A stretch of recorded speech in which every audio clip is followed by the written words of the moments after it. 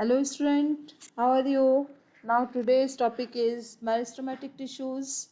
So what is meristematic tissues? It is type of plant tissues where plant tissues divide in two parts, meristematic tissues, permanent tissues. In yesterday class you have already read meristematic tissues are three type: apical, lateral and intercalary on the basis of their capacity to division and their position, permanent tissues. So today we will start detail some important points of permanent tissues, their functions and types. So first is meristematic tissues.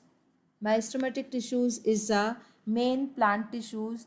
This type of tissues is composed of group of similar and immature cell. कैसी cells हैं ये? Similar और immature cell. These cells divide to form new cell. Meristematic cells कौन सी cell हैं? जिनमें division की power होती है. Means cells are totipotent. Totipotent. Clear student? Totipotent का मतलब होता है division, capacity of division,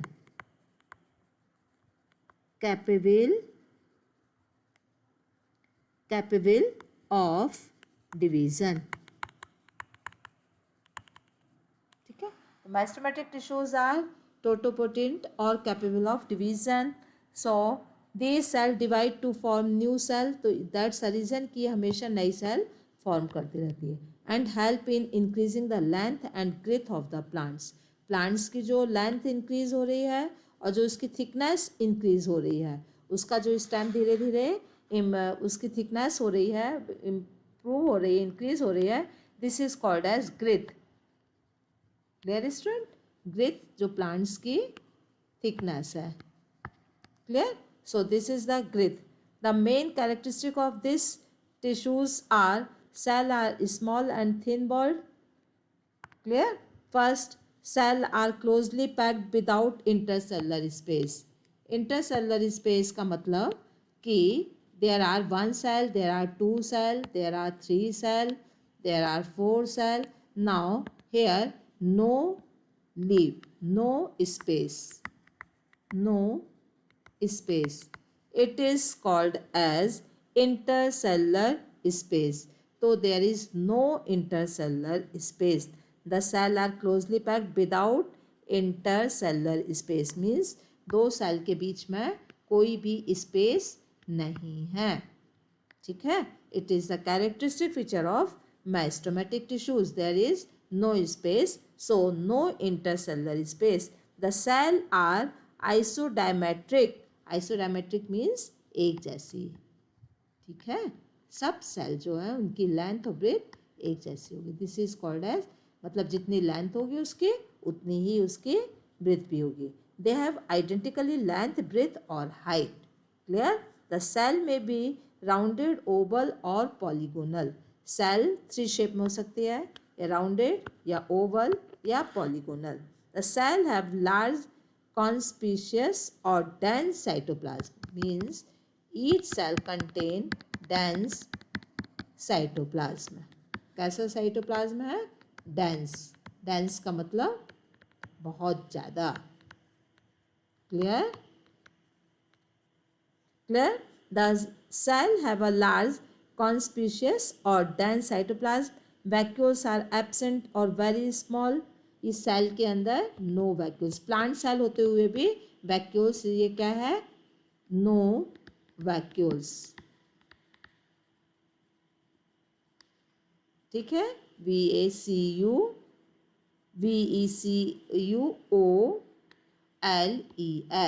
vacuoles. No vacuoles. The vacuoles are important और main character of plant cell. But ये जो मैस्टमेटिक टिश्यूज होते हैं उसमें वैक्यूल्स कम हैं. तो वैक्यूल्स आर एब्सेंट और sometime very small. The cell keep on divide and produce new cell already आपने रीड कर चुके हो, मेरिस्टेमेटिक टिश्यूज़ हैं तो वो डिवीज़न की पावर है उसमें। New cell thus produce are convert into mature permanent tissues, और जो न्यू सेल्स फॉर्म होती हैं धीरे धीरे किस टिश्यू में कन्वर्ट हो रही हैं, परमानेंट टिश्यूज़ में ये कन्वर्ट होती जाएंगी। Clear student? So these are the These are the characteristic feature of meristematic tissues. The meristematic cells are parent cell from which all other types of cell are formed. So, this is the main characteristic feature of the permanent or meristematic tissues. Now, next the figure of this one. Figure क्या कहलाया है? See this figure.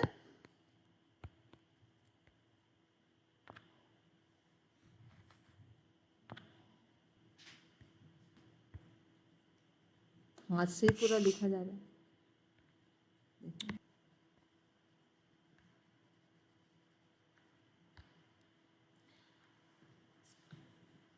Now this is the figure of meristematic tissues. This one, ये meristematic tissues का part है, ये meristematic tissues, और roots में this is root meristematic tissues, root apical meristematic tissues, और ये shoot apex meristematic tissues. Tuna, corpus, it is the labeling of stem. This is the labeling of pith, cortex, of procambium. This term we will discuss in structure of root. Now next part है activities. Now student, this activities it is already given in your NCERT book. So in this activities we will discuss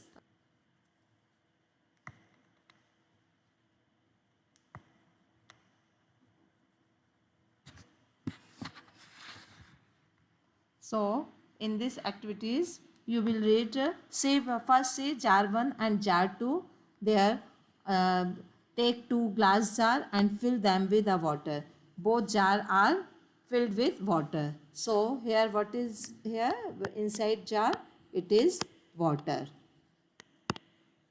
Now take 2 onion bulb and place one on each jar. ठीक है, क्या लिया? 2 onion लिया, उसको इसमें placed किया and shown as a figure 6.1, जिस तरीके से आपको फिगर में दिखाई दे रहा है. Observe the growth of root in both bulb for a few days. Measure the length of root on day 1, 2 and 3. अब क्या करना है, जब रूट को आपने वाटर पे रख दिया उसके हमको लेंथ मेज़र करना है कि कितनी हो रही है. 1 डे में कितनी हुई, फिर 2 डे में क्या हुआ, फिर 3 डे में क्या हुआ. ऑन 4th डे 3 डेज़ के बाद उसकी लेंथ मेज़र करने के बाद आपको क्या करना है 4th डे में कि cut the root tips of the onion bulb in jar 2 about 1 centimetre. दोनों 2 जार हैं, एक जार 1 एंड जार 2. अब क्या करना 4th डे 3 डेज तो इसकी आपको लेंथ मेज़र करना. आप this practical you will do in your home also. 3 days तो आप इसकी लेंथ वो करोगे. और 4th डे में जार नंबर 2 का अनियन को you just take this onion from jar and cut the small portion of the root tip की small portion को आपको क्या करना है, कट करना है. ठीक है, और जार ए में कुछ भी चेंज नहीं करना है. जार बी में आपको क्या करना है, रूट टिप को कट करना है. तो this is very important process. On day 4th cut the root tip of the onion bulb in jar 2 about 1 centimetre. 1 centimetre आपने कट कर दिया. After this observe the growth of root in both jar. अब फिर से आपको jar पर में कितनी ग्रोथ हो रही है उसको ऑब्जर्व करना है. ठीक है, measure their length each day and 5 more days. उस दिन की भी और लास्ट और 4 days की भी. ठीक है, और उसके ऑब्जर्वेशन को आपको टेबल में लिखना है. तो जार 1 और जार 2 1, 2, 3 डेज तक तो इसमें क्या होगी, लेंथ इंक्रीज होगी. ठीक है, जार 2 में भी लेंथ इंक्रीज होगी. 4th डे में आपने जार की रूट टिप कट कर दिया तो यहाँ पे नो चेंज, कोई चेंज नहीं आएगा क्योंकि उसकी रूट टिप आपने कट कर दी हो. यहाँ पे ये कंटिन्यूसली ग्रो करता जाएगा. ठीक है, तो this activities you will do, you can do at home. And what observations? According you get observations, you have to give following answers. First, which of the two onion has larger root? A और B में किसकी root जो है larger होगी और क्यों? Obviously jar number 1 की वो होगी क्योंकि उसमें रूट टिप आपने उसका अलग नहीं किया है, ठीक है। तो जार नंबर 1 और वाई क्योंकि उसका रूट टिप आपने कट नहीं किया है। Do the root continue grow even after we have remove there tips? क्या जिसके हमने रूट टिप्स अलग कर दिए वो ग्रो करेगा? नो, क्योंकि उसमें मेरिस्टेमेटिक टिश्यूज नहीं दिखाई दे रहे हैं और पूरे वो उसमें से कट ऑफ हो गए हैं, तो वहाँ पे ग्रोथ नहीं होगी। Why would the tip stop growing in jar 2 after we cut them? Because it is the jar 2 or the growth of onion root will be stopped because they are due to the cutting of meristematic cells or root tip. Root tip is consist of meristematic cells. So this activities show there are meristematic cells, they are continuously grow and help in the growth of the or length of the root or length of the stem. Clear, student? Now there are type of tissues. Depending upon the locations, meristematic tissues can be categorized into 3 types. अब meristematic tissues की locations के base पर, किसके base पर? Location के base पर, कहाँ पे present है? Meristematic tissues are 3 types. First one is apical meristematic tissues. Clear student? Apical meristematic tissues में क्या रीड करोगे? This meristematic tissues is present at the growing tip of the root. कहाँ पर है? Growing tip of the root, stem और also in growing young leaves. ठीक है, जो बर्ड होती है, यंग लीव्स होती है और यंग स्टेम होता है, यंग रूट होती है, उसके एपाइकल और टर्मिनल रीजन्स पर जो सेल्स होती हैं, this is called as apical cell. Now see this figure. See this figure. This is the figure of plants. So how two plants length and growth is increase, we can understood by this diagram. These are the apical meristem. ठीक है, apical meristem कहाँ है? Tip of the root, tip of the root, tip of the stem और tip of the new leaves. Young leaves में भी apical meristem है. ठीक है, इसके बाद ये intercalary meristem, this one intercalary meristem. ये इंटरकैलरी मेरिस्टेम कहाँ पर है? तो नोड्स के बीच में. ये एक नोड ये हो गया, एक नोड ये हो गया, तो ये दो नोड के बीच का जो स्ट्रक्चर है इंटरकैलरी मेरिस्टेम. और इंटरकैलरी मेरिस्टेम किसके लिए हेल्प कर रहा है?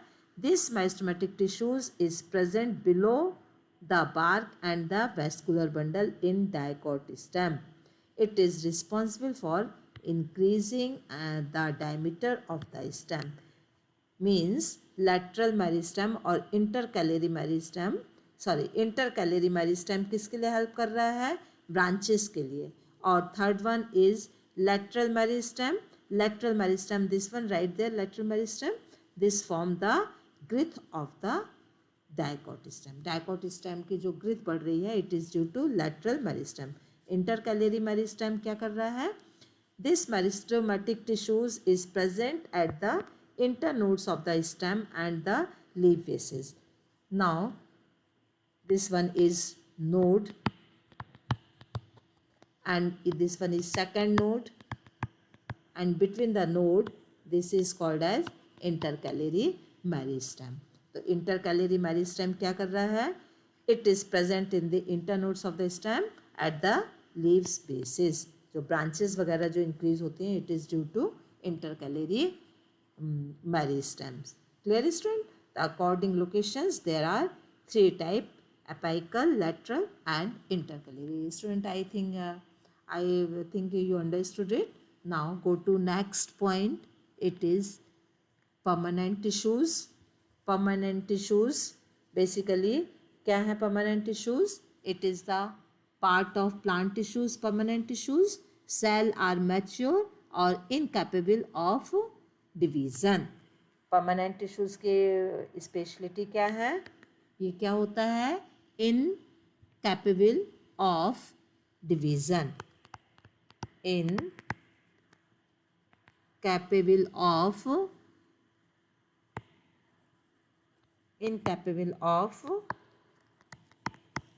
division is called permanent tissues. What happened to the cell formed by the mesosomatic tissues? They take up specific role and lose the ability to divide.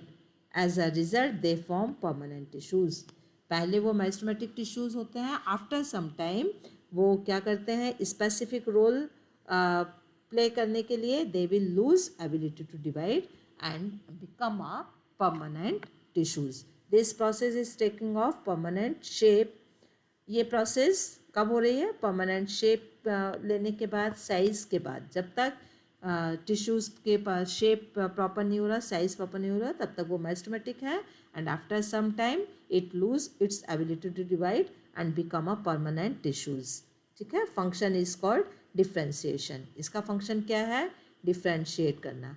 एक plants का आप stem का structure देखो या लीव्स का स्ट्रक्चर देखो, तो उसके अलग अलग पार्ट्स होते हैं और उसमें बहुत सारे परमानेंट टिश्यूज़ हैं. तो परमानेंट टिश्यूज़ अलग तरीके से डिवाइड होकर क्या करते हैं? डिफ्रेंशिएशन क्रिएट करते हैं. ठीक है. Function is called differentiation. उनका साइज भी डिफरेंट होगा, उनका फंक्शन भी अलग होगा. Cell of the meristematic tissues differentiate to form different type of permanent tissue. Permanent tissues different type के होते हैं. Now we will read divisions of permanent tissues. So simple permanent tissues, or second one is complex permanent tissues. So today's topic is simple permanent tissues. Now simple permanent tissues again divide in two sub part. First is protective tissues and second one is supportive tissues. Simple permanent tissues जो protection का काम कर रहे हैं और supporting में जो support देते हैं, प्लांट्स को सपोर्ट दे रहे हैं. तो on the basis of their work, permanent tissues divide into on the basis of their work. Clear student? जैसा उनका वर्क होगा उसके हिसाब से उसका डिवीज़न किया है. The tissues are made up of cell which are structurally and functionally similar. ये तो सिंपल डेफिनेशन है. हर सेल में ये, हर परमानेंट टिश्यूज़ में ये सेम डेफिनेशन आएगी. सिमिलर दे इंक्लूड प्रोटेक्टिव और supportive. Structure function same but उनका फंक्शन अलग है. या तो ये प्रोटेक्टिव है या ये सपोर्टिव है. प्रोटेक्टिव में epidermis, cork, epidermis and cork और फैलम. ठीक है. कॉर्क क्या होता है? आपने जो ओल्ड एयरी प्लांट्स देखे होंगे तो उनकी जो स्टेम होती है, ओल्ड स्टेम, उसके ऊपर एक कॉर्क और छाल जैसा एक स्ट्रक्चर दिखाई देता है. It is called as cork और वो एक परमानेंट प्रोटेक्टिव टिश्यूज़ का ही पार्ट है. Second epidermis. एपिडर्मिस हमेशा आउटर लेयर होती है. ठीक है. किसी भी प्लांट सेल का या लीव का स्ट्रक्चर हो या स्टेम का स्ट्रक्चर हो, ठीक है, या रूट का स्ट्रक्चर हो, जो आउटर लेयर होगी वो प्रोटेक्टिव होती है और it is called as epidermis. Clear? These cells are primarily protective in function and include epidermis, cork और phloem. Epidermis form one cell thick. हमेशा ये एक सेल, देखो ये एक सेल की थिकनेस है. यदि बाई द वे इसमें एक इस तरीके से हो जाए तो ये 2 सेल थिकनेस हो जाएगी. ठीक है. बट जो परमानेंट टिश्यूज़ होते हैं वो हमेशा एक सेल की थिकनेस शो करेंगे. तो इसको कहेंगे one cell thickness. One cell thick means ये थिकनेस, दिस वन. ठीक है. एक सेल की थिकनेस होती है, यह हमेशा ही एक सेल की होती है. It is important feature. Outermost layer होती है, it is also important feature. ये different body organs of the plant. Let us be discuss this one कि प्लांट्स का या लीव्स का पार्ट हो या फ्लावर का हो या स्टेम का हो, रूट का हो, जो आउटर लेयर होती है protective, it is called as epidermis. Cork और phellem in older dicot root. कैसे? न्यू में नहीं, older dicot root stem tissue at the periphery become cork cell और फैलम सेल। ठीक है, ये क्या है, एपिडर्मिस। ये जो रूट का स्ट्रक्चर होता है, ये रूट का स्ट्रक्चर है। ठीक है, रूट की टीएस है। तो ये जो आउटर लेयर है, आउटर लेयर, ये इनर लेयर हो गई, इनर। ठीक है, ये आउटर। ठीक है, तो जो आउटर लेयर होती है बिल्कुल प्लांट्स रूट का सबसे outer part, its form a cork cell. Outer layer क्या बनाता है, कॉर्क सेल, और it is periphery in nature. कैसे नेचर का, पेरिफेरी मतलब टूवर्ड्स पेरिफेरल रीजन्स। यदि एक ये सर्किल है, ठीक है, इफ देयर इज सर्किल, तो दिस वन इज पेरिफेरल। ठीक है, और ये कौन सा होगा, सेंट्रल। क्लियर। तो पेरिफेरी रीजन्स होता है कॉर्क का सेल का। Cork is made up of dead cell.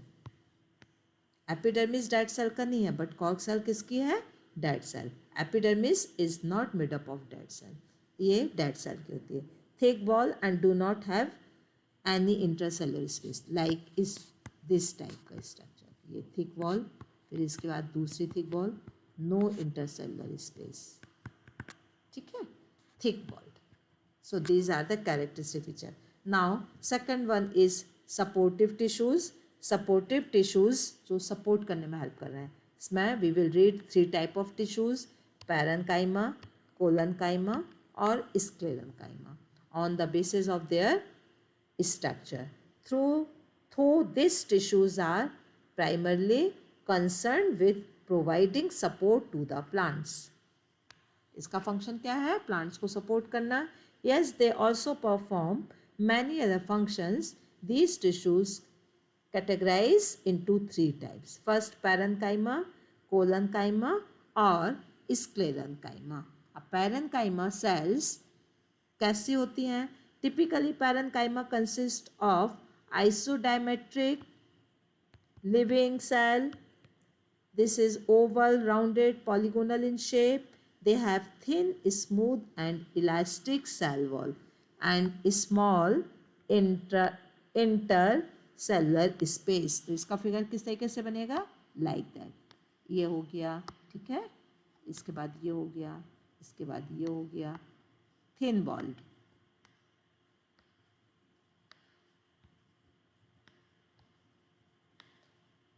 ये इसमें क्या है, इंटरसेलुलर स्पेस है, इंटर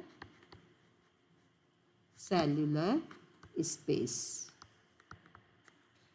कैसे होती हैं ये, थिक बॉल्ड होती हैं, बीच में वैक्यूल्स और साइड में cytoplasm, like that.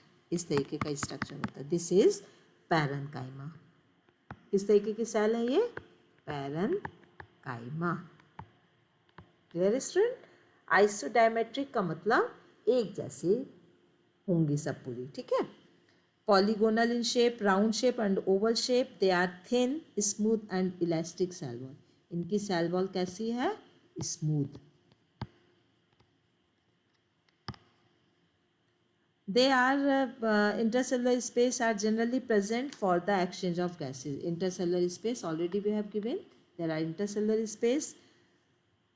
Internally each cell enclosed large central vacuoles. We have discussed already. ये सब में central vacuoles है, ये सेंट्रल वैक्यूल्स, ठीक है। और साइड में क्या है, this one is cytoplasm. Clear. Parenchyma is the most abundant tissue of the plants. Plants में ये टिश्यू सबसे ज़्यादा है। So this is the parenchyma tissues. So today we will complete our lessons and next lesson we will start collenchyma or sclerenchyma. So there are 1 or 2 questions given in activities parts, so you will complete in your homework copy. Okay students, don't leave NCERT questions. Okay student, have a nice day.